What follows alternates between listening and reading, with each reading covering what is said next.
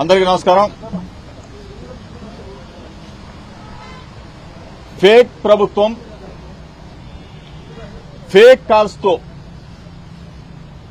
IVRS fake calls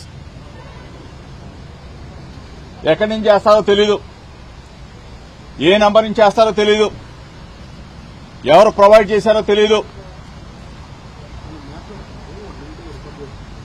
బురద మాత్రం చల్లే కార్యక్రమం. వైఎస్ఆర్ కాంగ్రెస్ పార్టీ మీద వ్యక్తిగతంగా జోగి రమేష్ మీద వ్యక్తిత్వ హననం. ఈరోజు గత వారం రోజులుగా రాష్ట్రంలో ఈ ప్రక్రియ జరుగుతున్న ఈ తంతుని డీజీపీ ఆఫీస్కి వచ్చి ఈరోజు సైబర్ క్రైమ్ కి ఫిర్యాదు చేయడం కూడా జరిగింది. ధైర్యంగా చెప్తా ఉన్నాం, దమ్ముగా చెప్తా ఉన్నాం. ఏదైనా నింద వేయాలంటే లేదా తప్పుడు ప్రచారం చేయాలంటే చంద్రబాబు నాయుడు ప్రభుత్వానికి, చంద్రబాబు నాయుడికి చెల్లింది, లోకేష్కి చెల్లింది. గత వారం రోజులుగా చెప్తా ఉన్నా, ఎక్కడికైనా వస్తామని చెప్పాం. ఈ రోజున ఇటువంటి తప్పుడు ప్రచారం, తప్పుడు వ్యవస్థను సృష్టించి చంద్రబాబు నాయుడు సర్కార్ ఇంత దిగజారుడుతనానికి, నన్ను వ్యక్తిగతంగా, మా పార్టీని వ్యక్తిగతంగా కించపరిచే విధానానికి దిగజారిందంటే ఏదైనా ఎవడైనా చెప్పాలంటే దమ్ముగా చెప్పాలా, లేదు చంద్రబాబు నాయుడు వచ్చి మాట్లాడాలా, లోకేష్ వచ్చి మాట్లాడాలా. అంతేగాని ఎక్కడో ఐవీఆర్ఎస్ కాల్స్ ఎవడు చేస్తాడో తెలీదు, ఏ డిస్ట్రిబ్యూషన్ కమిటీయో తెలీదు, ఏ వ్యవస్థో తెలీదు. అన్నిటిని కూడా చట్టాన్ని తమ చెప్పు చేతలు తీసుకుని, చట్టం మా చేతిలో ఉంది కదా, ప్రభుత్వం మా చేతిలో ఉంది కదా, ఏదైనా చేయొచ్చు అని చెప్పేసి చంద్రబాబు నాయుడు కొడుకు కక్ష కట్టి ఈ విధంగా వ్యక్తిత్వ హననం చేసే కార్యక్రమానికి శ్రీకారం చుట్టారు.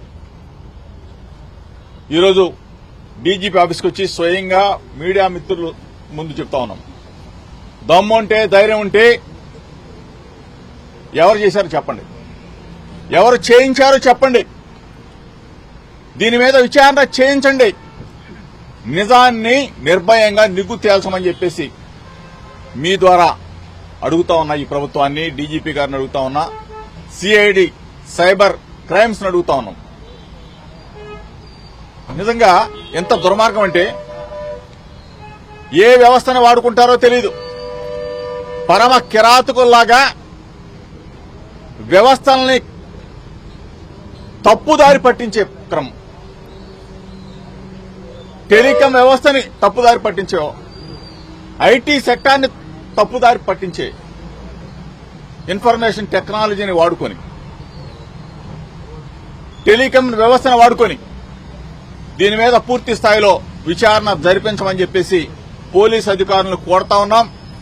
బాధ్యులైన వారిని, ఎంతటి వారున్నా సరే ప్రభుత్వంలో, ఆఖరికి చంద్రబాబు నాయుడు ఉన్నా సరే, చంద్రబాబు నాయుడు కొడుకు లోకేష్ ఉన్నా సరే, ఇటువంటి తప్పుడు వ్యవస్థల్ని వాళ్ల చెప్పు చేతల్లో పెట్టుకుని వ్యక్తిత్వ హననం చేసే ఇటువంటి దుర్మార్గమైన క్రీడని పరిశోధించి పోలీసు వ్యవస్థ అరికట్టాలని చెప్పేసి, దీన్ని చేసిన ప్రతి ఒక్కరిని కూడా ఇందులో బాధ్యులను చేసి కేసులు పెట్టాలని చెప్పేసి మీడియా మిత్రుల ద్వారా డిమాండ్ చేస్తా ఉన్నాం. ఈ పాటికే చెప్పా, నా మీద ఒక బురదేశారు చంద్రబాబు నాయుడు ప్రభుత్వం. నేను సిద్ధంగా ఉన్నా, దేనికైనా రెడీగా ఉన్నా. నా వ్యక్తిత్వం మీద, నా వ్యక్తిగత ప్రతిష్టని దిగజార్చే విధంగా చంద్రబాబు నాయుడు ప్రభుత్వం నకిలీ కల్తీ మద్యం దీని నా మీద అంటగట్టాలని, వైఎస్ఆర్ కాంగ్రెస్ పార్టీని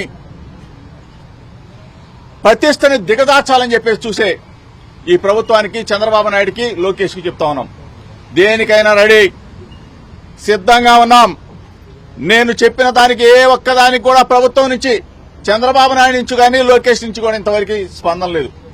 తిరుమల వస్తామన్నాం, దానికి స్పందన లేదు. కనకదుర్గమ్మ గుడి దగ్గరికి వస్తానన్నాం, దానికి స్పందన లేదు. లై డిటెక్టర్ టెస్ట్కి వస్తానన్నాం, దానికి స్పందన లేదు.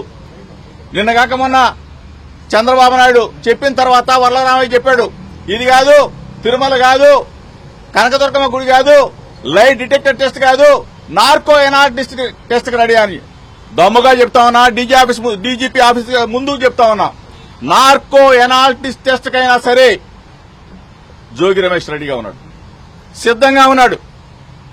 నా నిజాయితీ, మా పార్టీ నిజాయితీని మేము నిరూపించుకోవడానికి సిద్ధంగా ఉన్నాం. చేసిన తప్పుని కప్పిపుచ్చుకోవడానికి పేకల్లోతు మద్యం మత్తులో కుంగిపోయిన, కుసించిపోతున్న ఈ సర్కార్, నారావారి సారా సర్కార్, వైఎస్ఆర్ కాంగ్రెస్ పార్టీ మీద, జోగి రమేష్ మీద బురద వేయాలని చూస్తే ప్రజలు క్షమించరుగాక క్షమించరు. ఏ విచారణకైనా ఆఖరికి చెప్తా ఉన్నా చంద్రబాబు నాయుడికి, లోకేష్ కి, భారతదేశంలో ఎంత దర్యాప్తు సంస్థ ఉన్నా, ఎటువంటి పెద్ద విచారణ ఉన్నా సరే సిద్ధంగా ఉన్నాం వైఎస్ఆర్ కాంగ్రెస్ పార్టీ, జోగి రమేష్ అని చెప్పి మీ ద్వారా చెప్తూ ఈ ఐవీఆర్ఎస్ కాల్స్ మీద విచారణ జరిపించి నిగ్గు తేల్చమని చెప్పేసి పోలీస్ అధికారుల్ని, పోలీస్ వ్యవస్థని కోరుతా ఉన్నాం. వాళ్ళని శిక్షించమని చెప్పేసి మీ ద్వారా తెలియజేస్తా ఉన్నాం.